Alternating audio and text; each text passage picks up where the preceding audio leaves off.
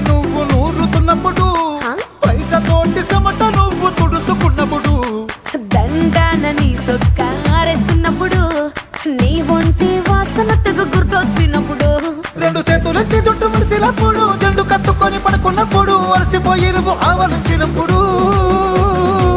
వచ్చుండై